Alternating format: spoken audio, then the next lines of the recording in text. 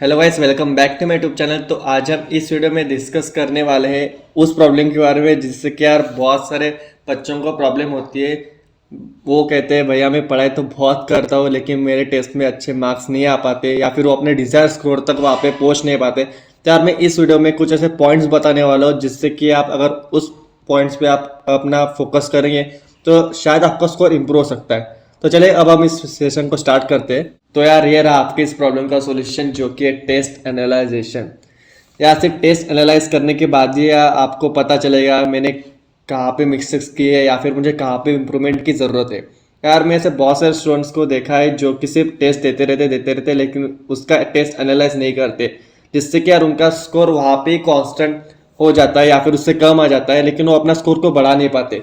तो यार please make sure अगर आप टेस्ट दे रहे हो उसके बाद आप अच्छे से बैठ के आप टेस्ट एनालाइज करो, क्योंकि टेस्ट एनालाइज करने के बाद ही आपको पता चलेगा ना कि मैंने मिस्टेक्स कहाँ पे की है या फिर मैं अगर ये नहीं किया होता तो मुझे इतने अच्छे मार्क्स आते या फिर जो भी है। तो ठीक है, मैं इस वीडियो में डिस्कस करने वाला कुछ पॉइंट्स के बारे में, जैसे कि टाइम मैनेजमेंट जो कि बहुत से स्टूडेंट्स को होती है और वो कंसेप्ट भूल जाते हैं या फिर फॉर्मूला भूल जाते हैं। तो मैं उन सब पॉइंट्स के बारे में कुछ बताने वाला हूँ, तो प्लीज़ इस वीडियो को एंड तक देखिए। और आपको कोई भी नहीं बताएगा कि आपको टेस्ट एनालाइज कैसे करते हैं, ये आपको ही करना पड़ेगा। ना ही आपका टीचर बता पाएगा, ना ही आपको ये मेंटर बता पाएगा, क्योंकि यार उनको क्या पता कि आपने क्या क्या गलती की है। तो ये आपको ही पता होगा ना, जब आप टेस्ट देते हो तो आपको पता चलेगा अपनी मिस्टेक्स मेरे यहाँ पे अगर ये मिस्टेक्स नहीं की होती तो शायद मेरा अच्छा स्कोर आ सकता था। तो यार एक टेस्ट एनालिसिस आपको ही करना है। तो मैं यहाँ पे सबसे पहले बात करना चाहूँगा यहाँ पे टाइम मैनेजमेंट के बारे में। तो टाइम मैनेजमेंट के बारे में बहुत सारे स्टूडेंट्स को दिक्कत होती है कि वो अपना पेपर कंप्लीट ही नहीं कर पाते और बाद में कहते हैं कि मुझे यार ये आता था लेकिन ये मैं टाइम नहीं होने की वजह से कर नहीं पाया। तो यार मैं इसका सिंपल सा आपको एक सोल्यूशन बताता हूँ। आप जब भी प्रैक्टिस करने बैठे तो आप टाइम ला के प्रैक्टिस कीजिए, जिससे कि आप आपकी स्पीड इंप्रूव कर पाओ। जैसे अगर आप मैथ्स का प्रॉब्लम सॉल्व करते हो तो आप मैथ्स का प्रॉब्लम फास्ट में सॉल्व करने की कोशिश कीजिए, जिससे कि आपका स्पीड भी आ जाए अच्छे से और आपका इस टाइम मैनेजमेंट का प्रॉब्लम आपका सॉल्व हो जाए। और इजी क्वेश्चन पिक करना यार बहुत ही इंपॉर्टेंट रहता है, क्योंकि ये एग्ज़ाम है सिलेक्शन का। अगर आप इजी क्वेश्चन पिक नहीं करोगे और आपने हार्ड क्वेश्चन उठा लिया तो आपका स्कोर कम ही आना है।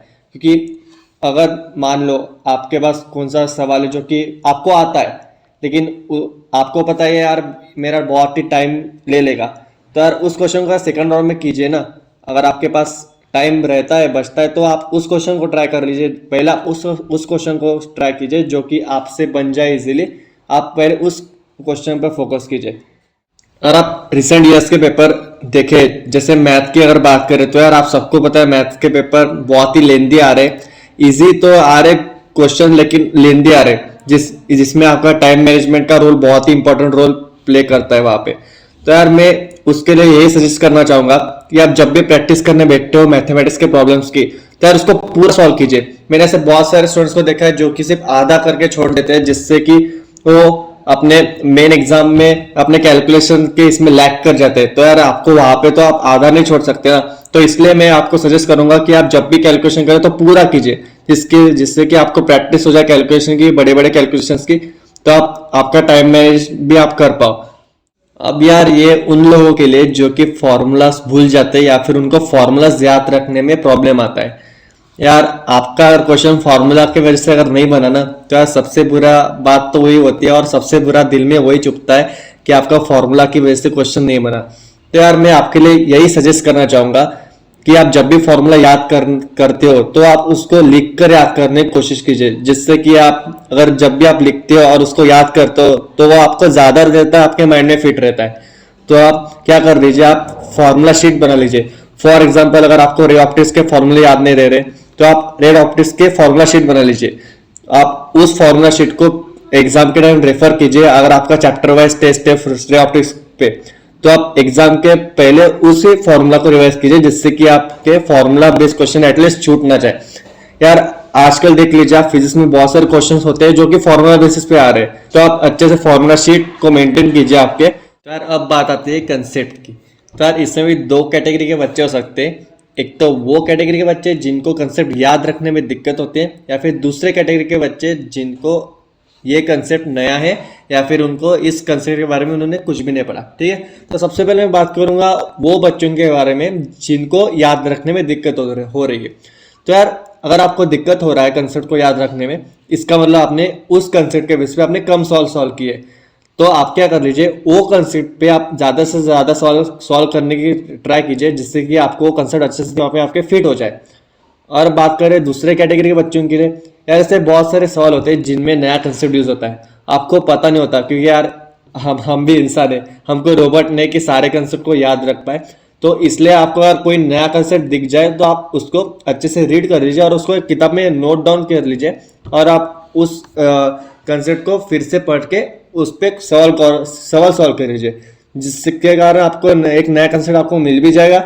और अगर आपको इस कंसेप्ट के बेसिस पे आपको अगर कौन सा नया सवाल आ जाएगा तो आपको वो भी आपसे सवाल बन जाएगा। अब हम बात करेंगे सिली मिस्टेक्स के बारे में। तो यार सिली मिस्टेक्स एक बहुत ही बुरा शब्द है यार, क्योंकि ये सिली मिस्टेक्स के कारण आपके +4 जहाँ पे आपको मिलना होता है वहाँ पे मिलता है आपको -1। और ये दिक्कत बहुत सारे स्टूडेंट के साथ होती है कि उनका सारा सोल्यूशन सेव होता है, लेकिन वो छोटे से मिस्टेक्स के कारण वो अपने मार्क्स को लूज कर जाते हैं, जिसके कारण उनका रैंक जो है वो बहुत ही नीचे आ जाता है। तो यार उनके लिए मैं यही सजेस्ट करना चाहूँगा कि आप जितने ज़्यादा प्रैक्टिस करेंगे उतनी ही आपकी सिली मिस्टेक्स कम होती जाएंगी। तो यार बस सिली मिस्टेक्स पर इतना ही था। तो मैंने जितने भी पॉसिबल पॉइंट्स हो सकते थे जो कि आपको टेस्ट एनालाइज के टाइम करने चाहिए और आपको पता चलते है कि यार मैंने यहाँ पे मैं लैग कर रहा हूँ, तो मैंने वो सारे पॉइंट्स को कवर कर लिया है। और आपको लगता है ऐसा और भी आपको अलग डाउट होंगे तो आप प्लीज़ उसको कमेंट्स में लिख दीजिए, और मैं ट्राई करूँगा जल्दी से जल्दी वीडियो लाने का। तो चलिए guys, thank you so much for watching my videos. तो प्लीज़ मेरे चैनल को सब्सक्राइब कर लीजिए और साथ ही में बेल आइकन को प्रेस कर लीजिए ताकि आप कोई भी अपडेट मिस ना कर पाओ, और शेयर कीजिए अपने दोस्तों के साथ। और मैं यहाँ पे इंस्टाग्राम मेरा हैंडल दे रखा है, तो प्लीज़ उससे भी जाके फॉलो कर लीजिएगा। तो चलिए मिलते हैं हम नेक्स्ट वीडियो में, तब तक के लिए bye bye and take care.